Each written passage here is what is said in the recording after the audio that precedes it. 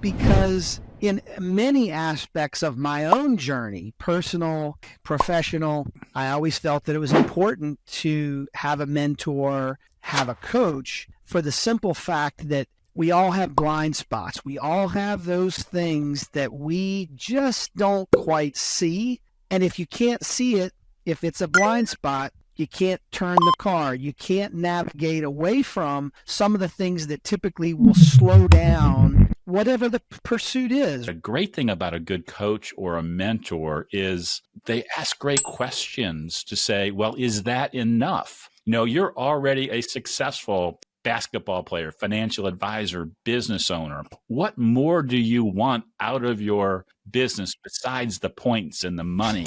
And what will really help you feel more successful? And so those questions, so that you can live a fuller, more purposeful, more intentional life in that role that you play, no matter where you are in terms of what your career is.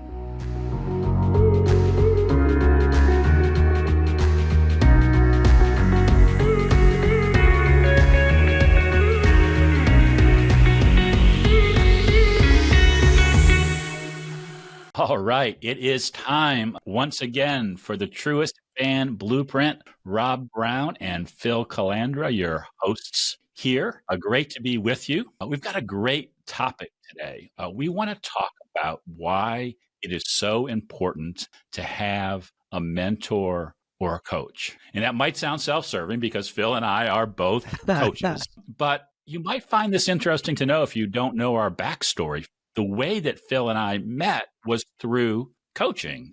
I met Phil several years ago and was his business coach and led him through a number of changes in his business, growing his recurring revenues, making a decision about the ownership of his business. So Phil knows firsthand how helpful a coach can be. So Phil, give us a kind of a quick 1, 2, 3 on why you think having a mentor or a coach is so important. Yeah, well, I'd like to think that I was your star pupil too, but gosh, I don't know that that's necessarily the case because I know some of the other professional men and women that you coach, and they're at an extremely high level. But you're right, because in many aspects of my own journey, personal, professional, I always felt that it was important to have a mentor, have a coach, for the simple fact that we all have blind spots. We all have those things that we just don't quite see. And if you can't see it, if it's a blind spot, you can't turn the car. You can't navigate away from some of the things that typically will slow down whatever the pursuit is. I had a triathlon coach for the better part of 15 years, not because I couldn't buy every book that was ever written on endurance training, racing, running, biking, swimming, but because I wanted to have somebody there to help oversee the day-to-day, give me the accountability, give me the discipline, give me the swift kick in the butt, give me the sympathetic ear. And that's what you've done for Trish and I in our business. I know that's what you've done for so many of the professionals you've coached, and that is invaluable. I don't think you can put a price tag on having somebody there that's kind of in the boat with you, kind of rowing alongside you. Yeah. So absolutely. Those are great points. And a couple of things jump out to me in talking about this. First, this podcast isn't about promoting Phil and I as coaches, although we'll make you an offer at the end of how you can learn about what we do. But it's more about thinking about your days ahead. Maybe you're planning for next year. Do you have somebody who can look over your shoulder and keep you honest as to what you're doing, hold you accountable? I'm always blown away when somebody calls me and says, Rob, I'd like to consider you becoming my coach. And I would say, well, why? And one of the first words out of their mouth is accountability. And that just seems like, really? To be accountable? And this is because in most cases, the people that we work with already have some degree of success. Sure. Or maybe they've hit a plateau or a ceiling, and it's easy for them to keep doing the same things over and over again when they know they need to change. So I think a big benefit of having a coach or a mentor is that accountability, but also more specifically being a mentor and being a change agent, because you want to get to that next level. Would you agree with that, Phil? Well, a prime example, and we'll just stray away from our advisory coaching or business coaching. You show me or tell me of a sports team or an athlete, an elite level athlete that didn't have a coach prior to or after they became the most elite. Look at LeBron James, Kobe Bryant, Michael Jordan, I'd say, and I don't know how to order them, three of the best professional basketball players of all time. LeBron James could completely manage the minute-by-minute inertia of the Los Angeles Lakers. But does he? No, he's a player on the floor, and there are a team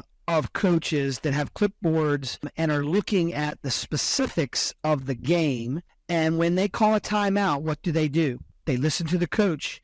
We need to focus. We need to double down on this guy. We need to double team this guy. Forget about that guy. He's throwing bricks. I could go on and on like this. Michael Phelps. Michael Phelps did not win more gold medals than anybody in the history of the Olympics without a coach. He could have got in the pool and swum laps. He knew the technique by that point, but he had a coach. And I always just come back to that. So why if you want to be elite, if you want to be the best of the best, even if you are the top producer in your firm, even if you are bringing in all the assets that you've desired, would having a mentor or a coach to oversee it, to say, do more of this, do less of that. We talked in a recent podcast about kind of our process framework. How much better could we all be? I think it's infinite. Yeah, because price tag on that. Yeah, absolutely, Phil. And whether you're talking about LeBron James, who is a Cleveland guy, but LeBron James in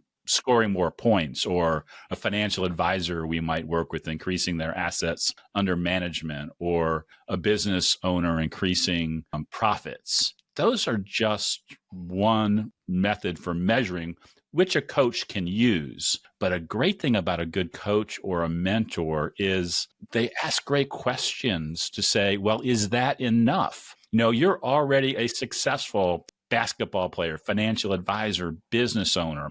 What more do you want out of your business besides the points and the money? Yeah. And what will really help you feel more successful? And so those questions, so that you can live a fuller, more purposeful, more intentional life in that role that you play, no matter where you are in terms of what your career is. Yeah, and I think one of the things that I see frequently, especially in larger firms, is your manager, your direct boss, can sometimes be a very good mentor and coach. But in many instances, they are not, because they're in a leadership position. They're in a position of developing the business strengths, goals, and targets. And sometimes that is not transferable into the individual success. That's why you see a lot of top performing in any industry organizations. What do they have? Training and development manager, business development, mentoring, or separate study groups. Because it's not always enough to have your manager, your lead advisor, to be able to take this group and individuals to the next higher and higher level. So don't get hung up on that, especially if you're in a large firm. I see this, and it could be much different. Yeah, that's very true. It reminds me of a quote that I ran into in preparation for this podcast from Bob Proctor, an old sales trainer, who said, a mentor is someone who sees more talent and ability within you than you see in yourself and helps bring it out of you.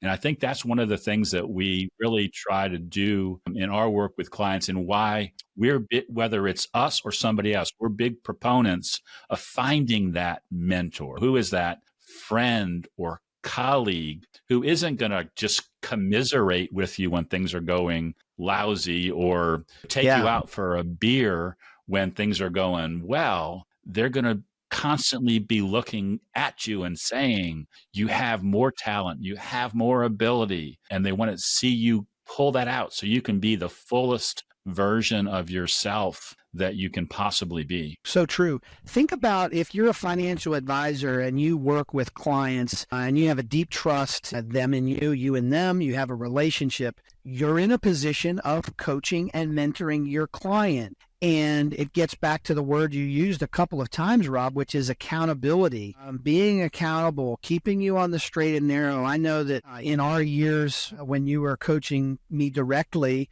you helped me think clearly. I would dare say you were even like my therapist. And that's what people need sometimes. If you can get away from your own ego, if you can get away from your notion that you're the elite producer, if you remove that from the equation and you allow somebody to come alongside you and hold you accountable and mentor you and coach you. My son is a high school football coach. He's been doing it only 5 years. And I always tell him, have a great game, have fun, and coach him up.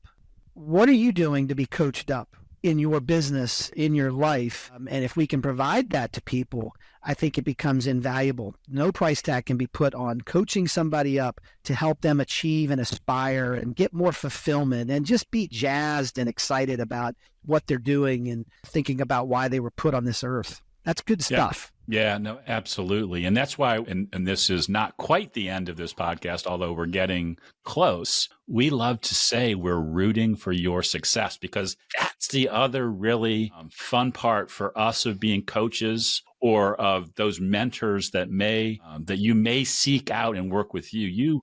You want somebody who is your cheerleader, who's constantly rooting for you, who can help you see past mistakes that you may make and help you fix them or overcome those challenges if they happen, but can also see you cross many finish lines over the course of the year and saying, way to go. You won that race. You brought that business in.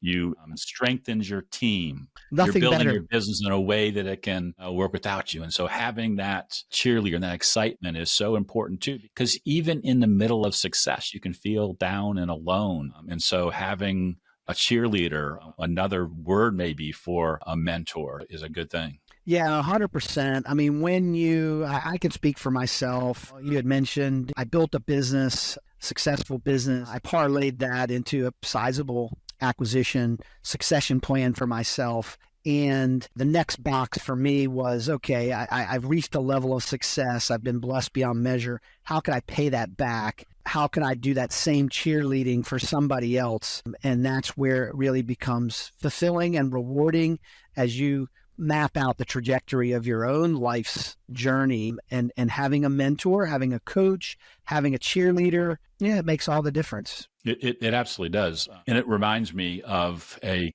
planning session I was just in recently with one of my clients. With some of my private clients, I will go and do on-site retreats or year-end meetings for their team to help them do some planning, because maybe I'm only working with the top 1 or 2 people in the firm, and there are a half a dozen or a dozen or more other members of those teams. And we want to make sure that we bring the planning together. And one of the takeaways from that meeting with this group was the members of the team want the owner of the business to be a cheerleader for them. Yeah. They love their jobs. They enjoy working with each other, but they felt like even though they were having a great year, they didn't realize it because the owner of the business wasn't coming along beside the team and in the meetings, in the gatherings that they would have, talk about their success and individually applaud the team members for what they were doing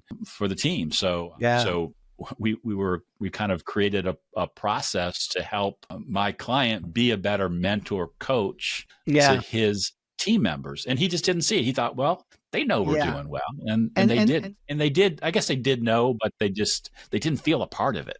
No, they didn't know. I would say they didn't know because they would have done it. And the only way they were able to discover that was with the coach. It's seeing the blind spots. It's identifying the areas, like you just said. We all have it. And now and I know this advisor you're speaking of, and they're one of the best. I know how good they are. Where will it take them? It's going to raise the bar, no doubt. I guarantee it will. Yeah. No, there is no doubt. I totally agree, Phil. So it's time to bring this episode of the Truest Fan Blueprint to an end. And as we do, I should say, as we like to do, we like to give our listeners an action item. And today I'm going to give you two. I want you to stop and think about what we have been talking about and ask yourself, do you have a mentor or a coach or a cheerleader who can sit beside you and help hold you accountable for those things that you want to accomplish in the coming year,